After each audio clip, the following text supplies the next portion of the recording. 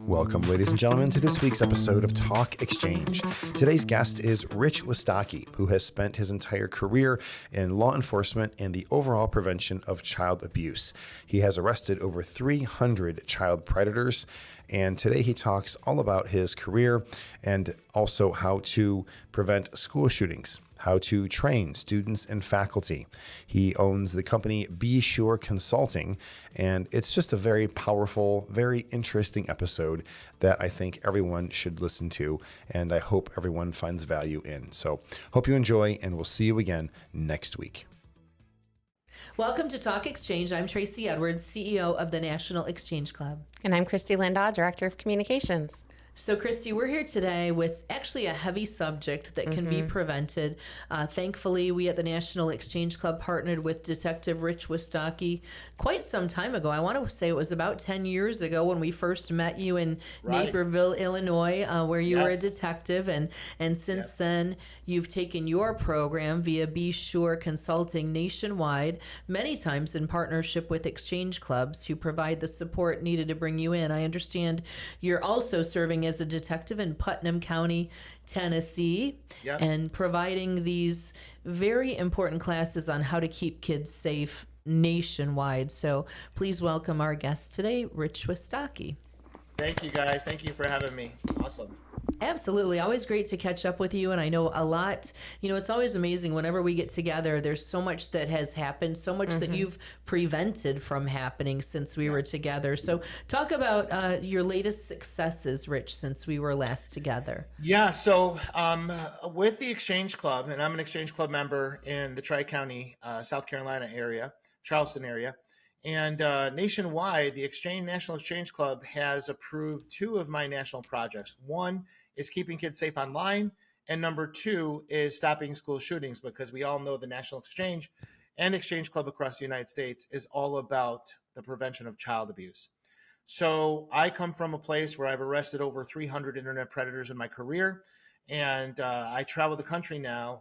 Just came back from Pennsylvania. Before that, I was in Indiana, Illinois, South Carolina, Alaska. So we're really, on the behalf of Exchange, and Exchange Club members can arrange this in their school districts and police departments. So we're going to talk about the class. It's called Identifying and Intercepting School Violence Through Leakage and Cyber Investigations. So this is typically a 3-day class that will include school district administration. So it is your IT people at the school. It'll be your deans, your principals, your social workers, your assistant principals, your superintendents, plus your local law enforcement and school resource officers.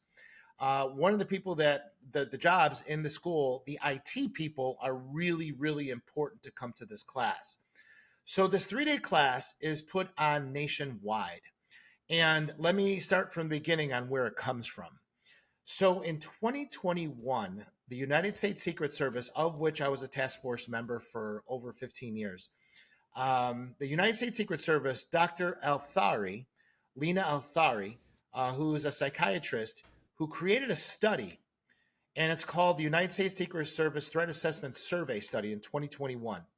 And what she found, that over the last 12 years, 94% of the school shooters, before they did the school shooting, they posted online what they were going to do before they did it. Okay? This is called leakage. And when I saw and read and studied the study, I was like, oh my God, if they're saying that they want to shoot up a school, that's a crime called terrorist threat. So I took all my experience on arresting predators and I applied it to the school side.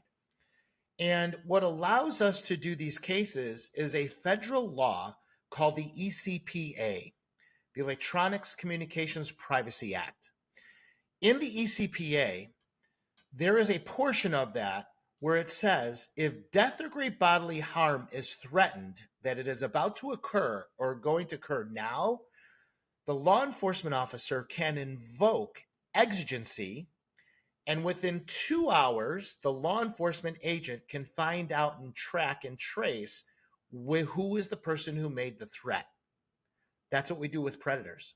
So I applied that information to the school shooter because I have all this data from Dr. Althari that says that the school shooter posts online, right? Mm-hmm. So when I have this class, I show the school administrators and law enforcement how to invoke this federal statute. And within 2 hours, we can find out where the poster is. Now, the focus of this class is to give the student making the threat the mental health help they need before the shooting starts. Okay? So let me break this down for you. Also in this study, there was a common denominator of school shooters. They were either mentally, emotionally, physically, or sexually abused somewhere in their childhood. And so when you have this common thread, it rewires their brain, and now they can't fit into the culture at school, right? So then they're ostracized, they're beat up, they're bullied, they're made fun of. And this causes them to get back at the people who are doing this. And it's like a pressure cooker. It builds and builds and builds and builds. And then they start threatening online to give some type of notoriety and test the waters. And then they do the school shooting. Now, the second phase of this is that if there's a threat, our goal is to give that child the mental health help they need. When we find out who it is, we want to take them to a hospital first. Or if they need to be arrested, they're arrested for making a terrorist threat. The second phase of this is that I show the people in the class how we can prove the intent of the person making the threat. That's easy. Where do our kids hide their deepest, darkest secrets? In their social media. So what we then do is that I have created all the search warrants that they need, no matter what state it's in. They do a search warrant on their social media, and there they will find all the messages, the searches, and the planning that they're doing. If there's positive planning, then we go to phase 3, which is executing a search warrant on the house, and they retrieve the weapons. And so there's no school shooting. Now, through Exchange, what Exchange Club members do is they contact their local school district or law enforcement and said, hey, Exchange has this program, and we would like to sponsor it and bring it to you. Now, what does sponsorship mean? So the model of bringing on this class, nobody has $8,000 in their budget to put this class on for 3 days. It just doesn't happen, right? Schools are strapped, law enforcement strapped, and Exchange is not going to pay for it. So what we do is that whoever the host agency is, right? If the host law enforcement agency or the school district wants to put on the class, they can get it for free, 2 spots free. Then I make a flyer, and then everyone else has to pay $300 per person for a 3-day class, which is really cheap, right? So there has to be 25 attendees or more. If they reach 30 attendees, they get a 3rd spot for free. Okay, we can have up to 50 people. Like in a Michigan Exchange, every time I go there, there's at least 50 people in the class. It's amazing. And the things that these guys after the class and these women in schools or in law enforcement, how they're finding this stuff, it is amazing because they report back to me. This year alone, this school year, with the students, the law enforcement and school officials who have taken this class, they have stopped 41 school shooting threats. Wow. Wherever Exchange is. So, and the responsibility of Exchange when you host a class, the only thing you have to do, guys, is you have to bring breakfast and lunch into the class. That's what sponsoring means. So, when we're in Michigan, there's some really great bakers in Exchange. They're making great chili. They're making great salads. They're making great, Cuban sandwiches. Our people love to cook in Exchange, right? And they're great cooks. And that's what they do. They just go to their local donut shop and get the coffee. Or they go to Chick-fil-A, and Chick-fil-A donates it to Exchange when they know what the mission is. So it really doesn't cost hardly anything for Exchange Club members to do this. But we want, and then at the beginning of the class, so you'll have about 30 to 50 people in the class. how we kick it off is that I want to explain what exchange is, and then they hand out applications to everybody in the class once they see what our mission is. Every class we've taught, they have had people, 2 or 3 people, join exchange, and it's just a way that we can increase our membership.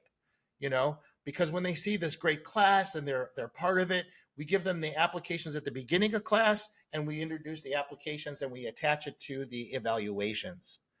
So if they weren't too sure about it in the first, when they're doing my evaluation for the class, we attach it to that. They fill out the form, and the Exchange Club will follow up with them to join exchange. It's just a really great way to increase our membership, right? Absolutely. And really no cost to exchange. So Awesome. it's a really important one. And we had number 41 last week. Wow. Let me take some time to explain that. Please. One, okay? So I think it was, we did it in Lincoln Park. We did Lincoln Park a couple times over the last year and a half. And the SRO was from Pontiac, Michigan. And so he had a student come to him and say, Officer so-and-so, look what I found on Snapchat. Now what they learn in the class, the unfortunate breakdown of past school shooters was everybody hears the term see something, say something, right? Mm-hmm. Yes. All our kids are trained, see something, say something. That's not enough. We have to train our students, see something, say something, report something. Like when I teach in the schools all over the country, I make them take a picture of my slide of the 5 pieces of evidence they need to have in order to report it. So when I'm training the students, I'm training the faculty, and I'm training the law enforcement officer, what are the 5 pieces of evidence? So let me go through that real quick, what that is, okay? So the 5 pieces of evidence, number 1, I need screen captures of everything. The chat, the profile, what she said, what he said, the pictures, the videos. Screen capture everything, print it out, and make it a file somewhere. Number 2, I need a screen capture of the user ID or the gamer tag on Discord, wherever it came from, the email address that sent it, or the fake phone number they're using to text this message. One of those 4 or all of those 4, I need a screenshot of that. Number 3, and this is really, really important. Many law enforcement officers or school administration will tell the student when they want to report something, oh, just report it to the social media account. They'll take care of everything for you. That is really bad advice. Here's why. Once you press the abuse button on something that you see on social media, it goes to into a queue called the TOS team, Terms of Service. Snapchat, Instagram, Facebook, Discord, they all have one. By law, they have a Terms of Service. So they look at the complaint, they research the complaint, and sometimes it's so bad that they'll delete the account. Okay? Now, does cyberbullying only happen once? No. It happens numerous times, right? So the first time they'll report it to the social network. The second, third, and fourth time, the parents will be like, I'm sick of this. I'm going to make a police report. So the police will take a report. It takes about 3 to 10 days to get it to a detective. And then when a detective does the preservation or the subpoena or search warrant on the account, what are they going to get back if the social network already deleted it? Mm-hmm. Absolutely nothing. So we want to tell our students, when you see something and you want the police to do something about it, don't report it to the social media account, report it to the police, okay? Number 4, I need a detailed type statement as to what happened and how it made you feel. Now, the exception to this is that if there's any sexual abuse or physical abuse, don't do number 4, because you have to go to a CAC, a Child Advocacy Center, to be interviewed by a forensic certified interviewer. So if there's sexual abuse, if there's physical abuse, don't do number 4. But if there's not, I need a detailed type statement as to what happened and how it made you feel, so I can put that in a search warrant when I'm going after the social network or going into that house. Now, number 5, I need everything we just talked about printed out and put it on a flash drive. Not 1 flash drive, 2 flash drives, because sometimes cops lose stuff. Okay, so I need the printouts and the flash drive given to the police. That's what we need to start an investigation. Okay, so those are the 5 things. And what happens is, if we're not training our students, if we're not training our faculty on how to take the evidence, they're going to get away with it. So that's what this class does through exchange. It puts everybody on the same page. So everybody knows what to do when they see it, right? So let's go back to the Pontiac, Michigan incident. So the student reported to the SRO that was in my class and said, hey, there's this fight on Snapchat. They're talking about shooting each other. And he was like, what? So immediately, because of tools they learned in cyber investigations, they learned to do the exigent. They identify who the guys were within a couple hours. But it was too big of a case just for the SRO to handle. So they gave it to investigations in the FBI. Once they identified and got the messages out of the Snapchat guys, they were already planning, and they actually planted the guns they were going to use to shoot up the graduation. Oh, wow. And because this SRO took a cyber investigation class, he was able to stop it because they were able to find out who it is through social media. So again, out of the 41 school shootings that we stopped with the people who've taken this class through exchange, a third of them had secured weapons they were going to use. The other 2/3, it was just, I was just kidding, and I just want to scare people and things like that. But we stopped almost 11. Wow, fantastic. It's amazing. So through exchange, Absolutely. so why do we go to convention, right? We go to convention to learn new things and bring it back to our communities to plug them in, right? Mm-hmm. So again, for exchange, all you have to do, and I have all the directions, right? So I have all the Exchange Club directions. I have the flyer with a QR code. Once you put it through your people, they just scan it. They pay online, or I can send them an invoice for the $300, and they can come to the class. So currently, right now, next week we're going to be in Miami for the National Association of School Resource Conference, or the FASRO conference, actually, Florida Resource Officers Conference. Then I'm going to Grand Blanc, Michigan, and there's already 50 people. Then I'm going to Northville, Michigan. We're going to be right after our convention. I'm going to be at Fort Worth, Texas, and I reach out to Fort Worth, and they haven't responded, so I got to recontact with them because there's going to be a lot of people in that class. So Okay. Yeah, so we try to have these classes where exchange is, so exchange can pitch the people who are in the class to join exchange, because this is what we're about, the prevention of child abuse. Mm-hmm. Wow, that's the power of a great partnership, Rich. Thanks for your continued work on something so important as, protecting our children.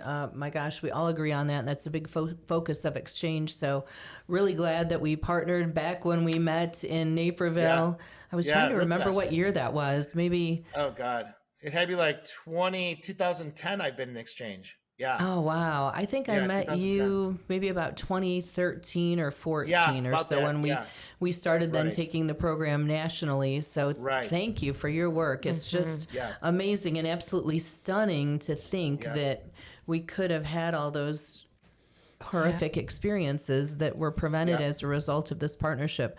Thank you for your work and your focus. Yes, sir. I, as a mother, I just reiterate, thank you for getting this out there. And if anyone wants to learn more about Rich or his program, they should definitely make plans to check out our website. Yes. There's information under our partnerships area. Absolutely. Yeah, Google my name, search me on YouTube. A lot of the school districts that exchange have brought me into the school districts. A lot of times we will do the parent presentation virtually, and all those are posted to YouTube so you can see what the program is about for yourself. Great. You know what the good news is, Rich? You're very easy to find online. So. Yes, you are. That's good. Anybody watching and saying, I want to look up Rich Wistocki, boom, there he is. Yeah, I'm glad I don't owe anybody any money. If you can't find him, go to BeSureConsulting.com. If you'd like to learn more about Exchange and the awesome power of being part of Exchange to bring in programs like this to your community, please visit nationalexchangeclub.org. Rich, always a pleasure. My gosh, thank you for the work you do. Thanks for your partnership. And thanks to you for tuning into this episode of Talk Exchange. Wow, great to see. We'll see you in a couple weeks. Yeah. Yes, we'll see you there. Yep, I'm leaving. Can't wait. I'm going from Miami to Texas to Louisville. Oh my gosh, did your wife ever get to see you? Yeah, she's coming.